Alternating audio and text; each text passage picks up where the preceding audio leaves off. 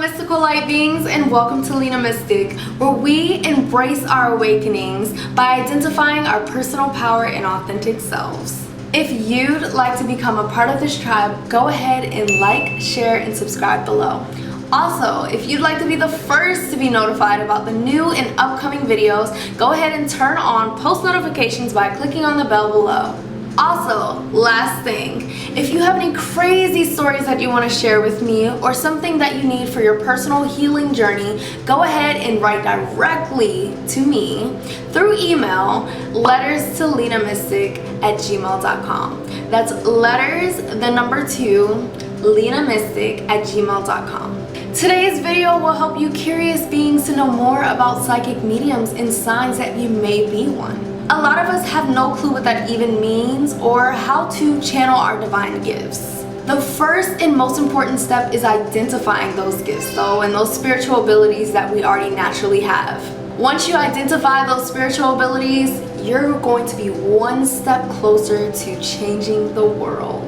Sign number 1 that you may be a psychic medium is that you cannot touch dead things. You don't like looking at them, because as a fellow psychic medium, we see soul in not physical form.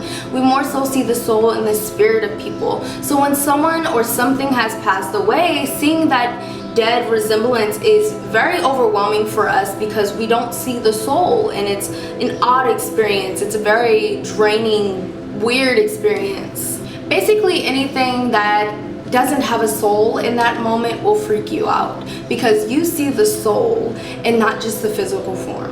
Number 2, sign number 2 is that you never really feel like people are gone or have died or have left. You always feel like these people who have passed on are actually still here, especially if you've lost someone personally who meant very, very much to you.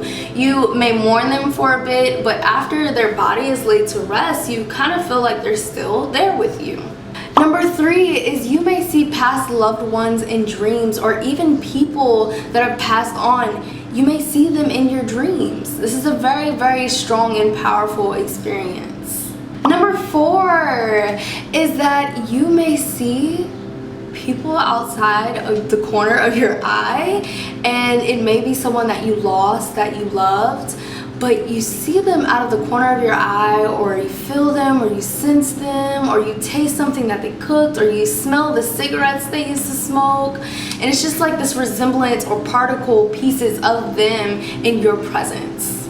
Sign number 5 is that you hear your name being called, but no one's around. It's a very, very creepy experience, but it's also a calming experience for some of us where we're like, okay, spirit is trying to reach out.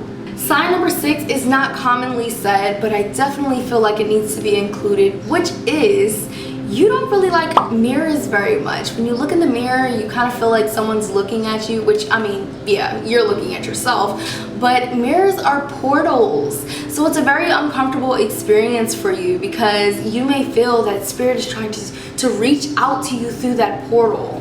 Sign number 7 is that you wake up in the middle of the night like clockwork, okay? It could be either you need to go to the bathroom, or you wake up at 3:33, or you're just waking up around the same time every night, and it's just, you know, it's odd because you're like, I don't really have to use the bathroom. I'm just kind of tossing and turning.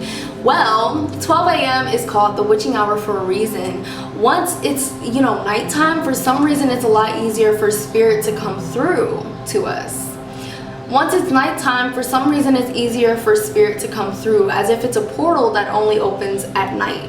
I think that it has a lot to do with you kind of being in a sleep-wake state where it's easier for spirit to connect with you because you don't have your boundaries and barriers up as much as you would if you were fully awake. So I think that spirit finds it a lot easier during our calm state to connect to us and communicate to us. Sign number 8 is that you see glitter particles around, and little orbs and auras and stuff, and colors around, and maybe even little dots in your sight moving around. This is a huge sign. I never really noticed that those little particles were spirit. It's either your guides, a spirit, or your spirit guides and angels. those are signs, guys. These are very, very big signs, because that is how spirit will connect with us, by showing us that they're here. And a lot of you guys who watch my pick a card readings will hear me say, I see a guide. Normally it comes in a form of glitter particles, and at first it was strange for me, but then I started to listen within, and I found that it was actually my guides, my angels, and others' guides as well. Sign number 9 is that you see people, faces, you know, random faces that you've never met before, and sometimes it'll stick out. It's kind of like in your mind's eye, it'll stick out that they have a gray mustache, or that they're bald, or that they smoke, and you'll see little pieces of things that really stick out to tell you more about this individual.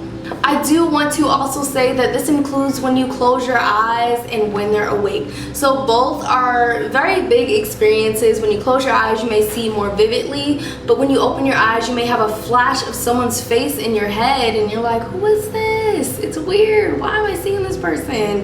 This is a huge sign that you're a psychic medium. Number 10 is a big deal, especially for me. You do not like doorways. Doorways freak you out. They really just kind of terrify you sometimes. And I think it's because a lot of the time doorways could be a portal as well, and I think that spirit kind of sits right at that doorway like, hey, can I enter? Can I come in? Are you ready to communicate? So doorways are a huge weird experience for you, especially, you know, at nighttime. Which brings me to number 11, which is you don't really like the dark, and darkness kind of freaks you out sometimes. Like, a lot of people only talk about kids being scared of the dark, but it's normal for adults to be scared of the dark too as well, especially if you're a psychic medium like me. The last and final sign is number 12, and it is that you are just drawn to mediumship but also very afraid of it. This is a huge sign because it's almost like your life is leading you to alignment of your purpose, but you fear it because you're like, there's no way this is real. It's kind of like you're battling it, but you also believe in it. But when it comes to you pursuing it, you're like, no, I have a lack of belief, because it's kind of like a lack of confidence in yourself. But go ahead and trust yourself. Know that spirit is trying to connect to you individually and specifically because it is a part of your divine purpose, and just submit to it. I know it's difficult. I struggle with it as well, but just know that it's not as scary as you're seeing it to be. It's more so scary because you're thinking too much. But once you start feeling and connecting to spirit, things will fall into place. Thank you so much for watching. Make sure to like, share, subscribe, and comment down below, and I will see you in another video. See ya!